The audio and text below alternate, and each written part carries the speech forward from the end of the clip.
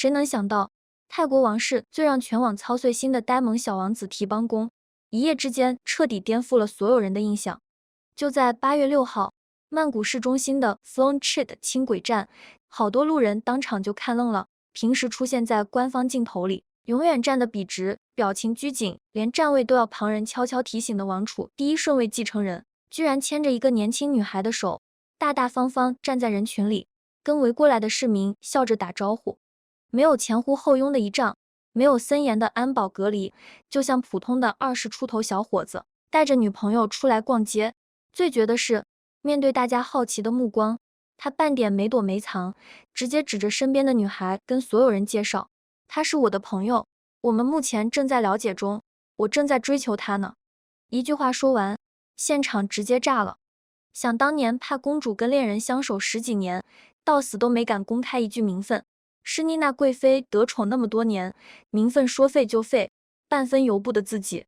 就连泰王自己，当年几段感情也是闹得沸沸扬扬，从没见过哪个泰国王室核心成员能这么轻描淡写、坦坦荡荡，当着路人的面承认自己在追人。更有意思的是，嘴上说着还在追求中，两个人的手就没松开过。提邦公个子高，肩膀宽，比女孩整整大出一圈，牵着人的手还有点生硬拘谨，一看就是刚谈恋爱的少年模样。他另一只手里还攥着件白色长袖外套，尺寸明显偏小，就是女孩的衣服。曼谷轻轨里冷气开得足，室外又闷又热，女孩出门脱了外套，他顺手就接过来帮着拿，这点小细节当场就把路人给戳中了。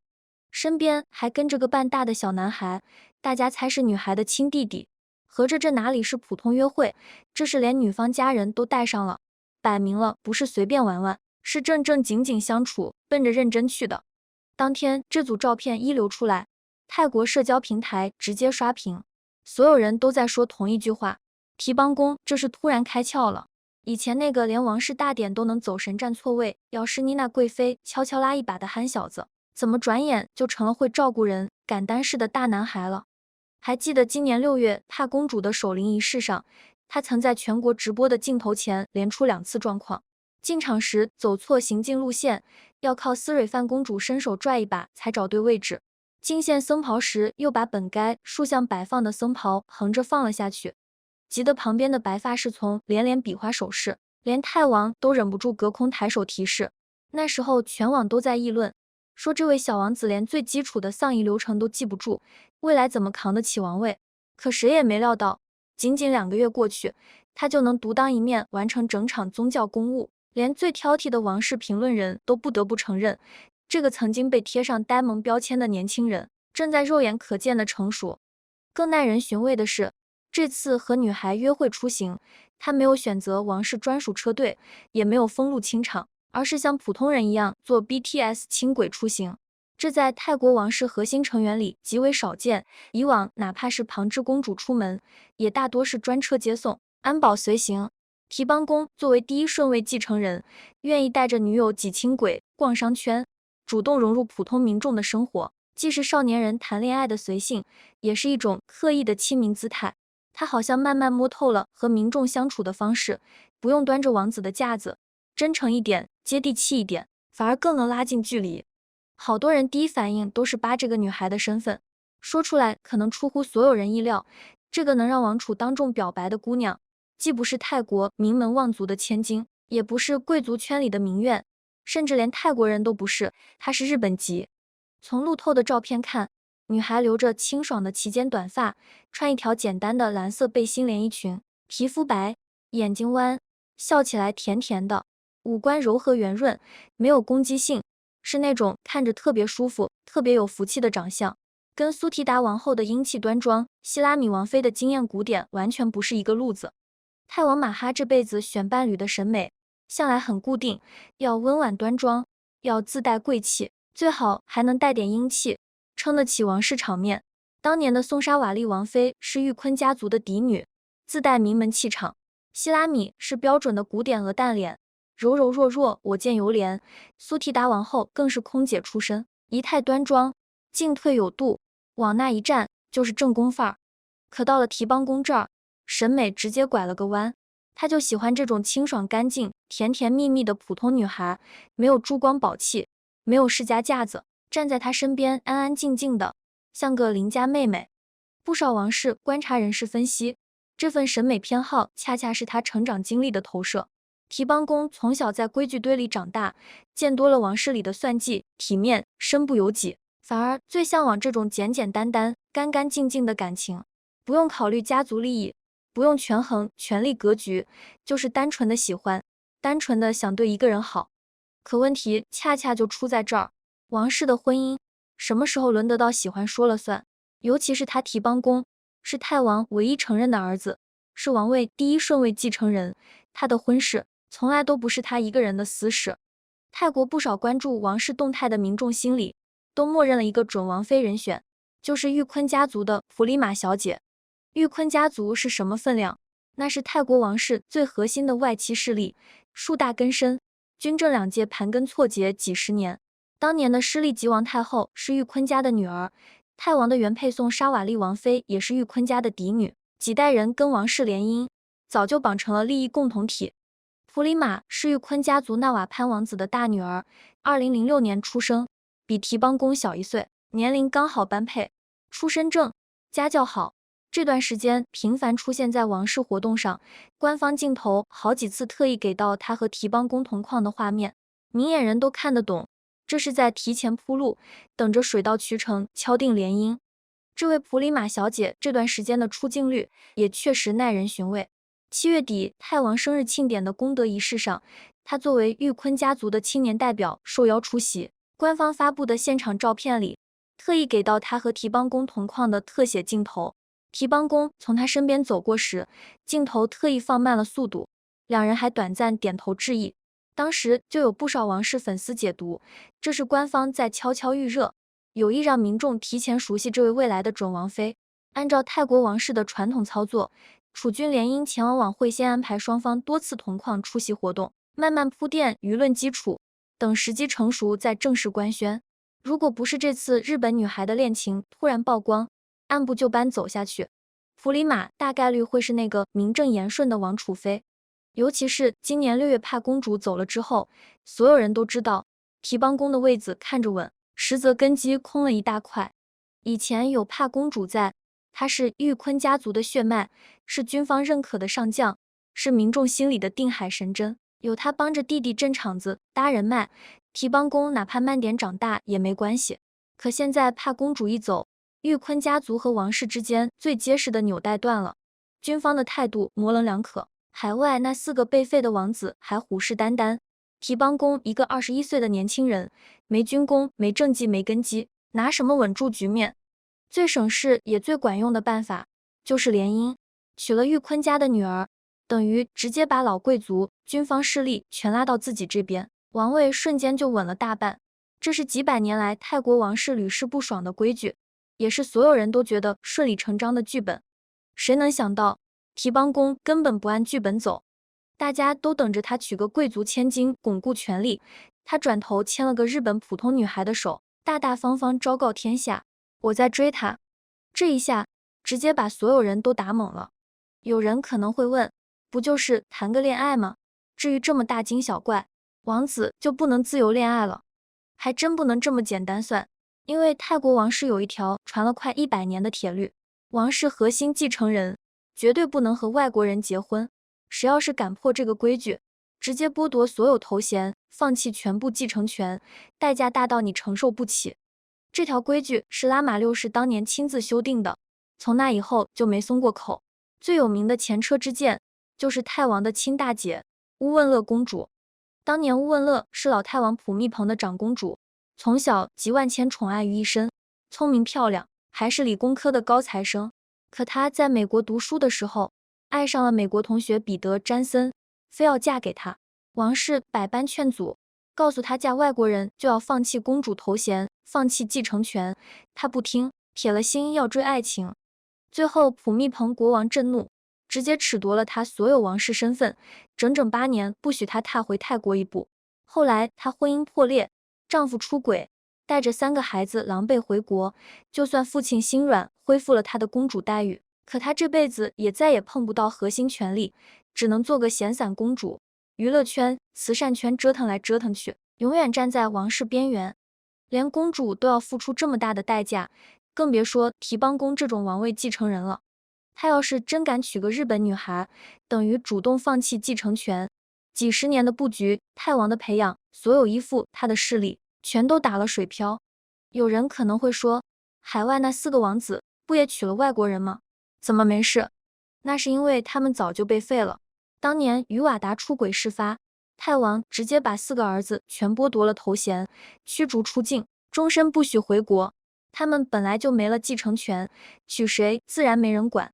前几年二王子瓦查拉颂还不死心，打着回国祭祖的旗号往泰国跑，做慈善、刷好感，甚至不惜跟自己的外国妻子离婚，想证明自己符合王室规矩，能回来争继承权。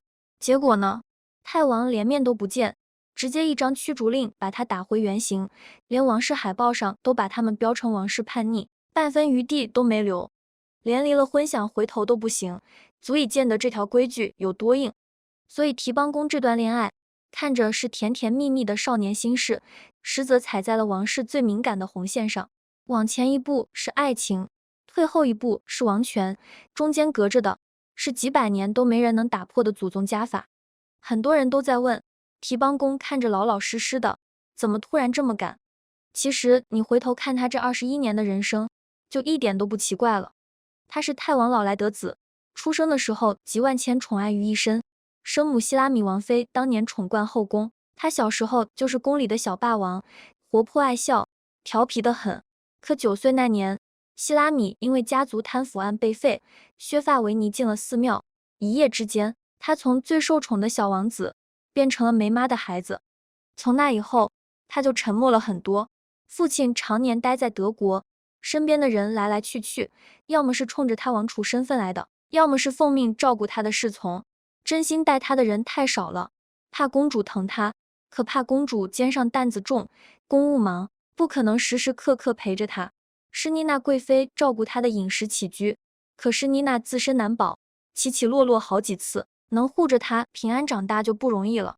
他常年在德国读书，远离曼谷的是非，也远离了王室的人情冷暖，见过了宫斗的凉薄，见多了利益的算计，他反而最看重真心。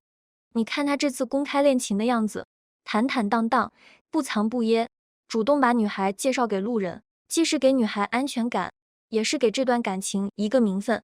他明明知道王室规矩多，明明知道会引来议论，可他还是做了。对比他的长姐帕公主，就更让人唏嘘了。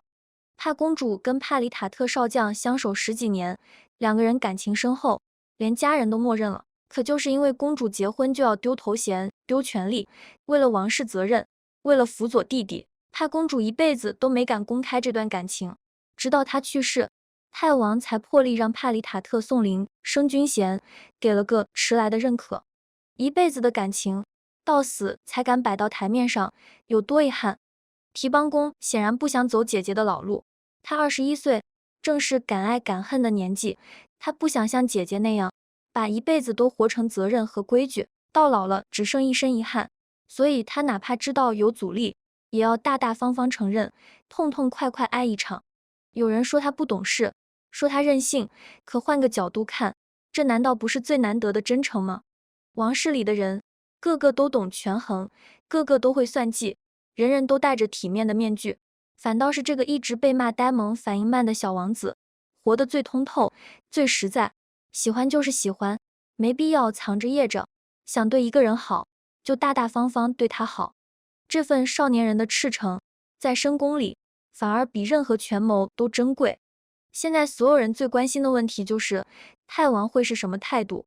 他会棒打鸳鸯，还是会为这个独苗儿子破一次例？要我说，这事还真不好说。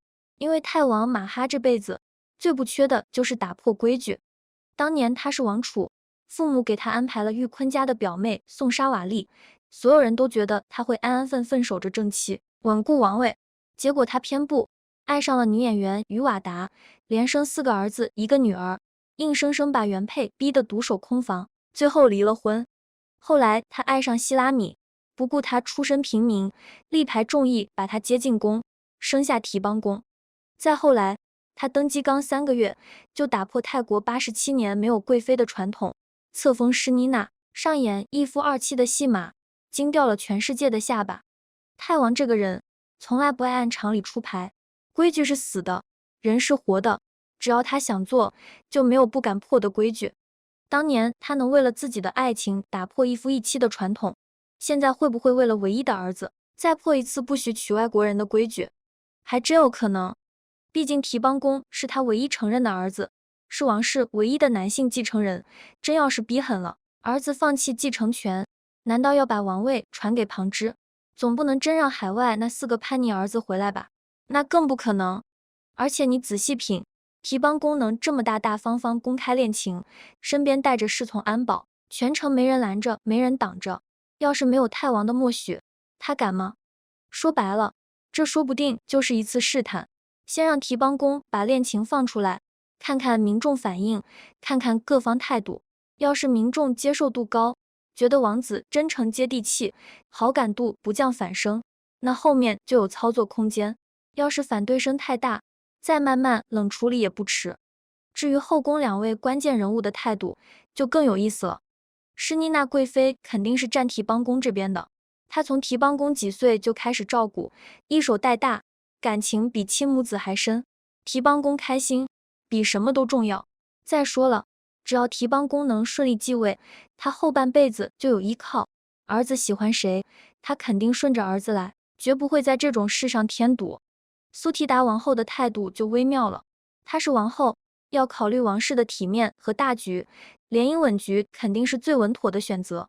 但她又没有自己的儿子，犯不着跟提邦公结仇，表面上肯定会维持端庄得体，不会明着反对。真要是泰王松了口，他也绝不会硬拦。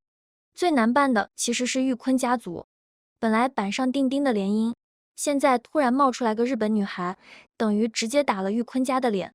家族势力再大，也总不能逼着王子娶自家姑娘吧？接下来他们是退一步接受现实，还是会暗中施压，逼着提邦公分手？现在还都是未知数。可以说，这场看似简简单单的少年恋爱，背后牵动的是整个泰国王室的权力格局。不过话说回来，现在就谈婚论嫁，确实还太早。提邦公才21岁，还在读书，离正式册立王储、继位掌权还有很长的路要走。谈恋爱是一回事，结婚是另一回事。现在他正是享受爱情的年纪，没必要一上来就把继承权、家族利益这些沉重的东西压上去。而且从民众的反应来看，大部分人其实是乐见其成的。以前大家提起提邦公，印象就是木讷迟钝扶不起，总觉得他撑不起王位。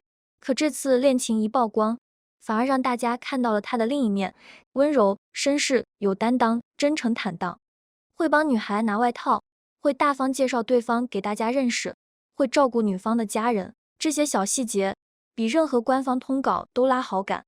很多泰国网友都说，比起那些满肚子算计、天天宫斗的王室成员，这样真诚的小王子反而更让人喜欢。他不完美，有点青涩，有点莽撞，可他有血有肉，像个真实的年轻人。某种程度上说，这反而帮提邦公刷了一波民间好感。以前大家总拿他跟帕公主比，觉得他不如姐姐能干。现在大家发现，他有自己的优点，有自己的温度，未必就不是一个好的继承人。毕竟，王位上坐的人，不一定非要个个都精于权谋、铁石心肠。一个温和、真诚、懂得体恤别人的国王，未必就撑不起这个国家。其实回看泰国王室这几代人的感情史，几乎就是一部规矩碾压真心的悲剧史。诗灵通公主一辈子没结婚，把一生都献给了王室，到老了孤身一人，连个贴心人都没有。朱拉蓬公主遇人不淑，被家暴、被背叛，一身病痛，后半辈子都在轮椅上度过。乌汶勒公主为爱放弃一切，最后婚姻破裂，儿子早逝，落得半生凄凉。帕公主跟恋人相守10几年，不敢公开，到死都没能穿上婚纱，没能给自己的爱情一个名分。他们个个出身高贵，享尽荣华富贵，可在感情这件事上，个个都活得身不由己。到了提邦公这一代，他是唯一的男性继承人，手握最金贵的身份，也面对着最沉重的枷锁。他能不能跳出这个宿命？能不能在规矩和真心之间找到一条出路？现在谁也说不准。有人说，他最后肯定会妥协，娶玉坤家的千金，走最稳妥的路，就像他父亲当年一样。也有人说，太王会为他破例，就像当年破例封贵妃一样，再给儿子一次选择的权利。可不管最后结果如何，至少在21岁这年，提帮公勇敢了一次。他牵着喜欢的人的手，站在人来人往的轻轨站里，笑着跟路人介绍这是我正在追求的女孩。那一刻，他不是什么王储，不是什么未来的国王，就只是一个普普通通陷入爱河的少年。而这份不用算计、不用权衡、坦坦荡荡的喜欢，大概就是深宫里最奢侈的东西。往后的路还很长，规矩还在，压力还在，各方的博弈还在，但至少这一刻的真诚和甜蜜是真的。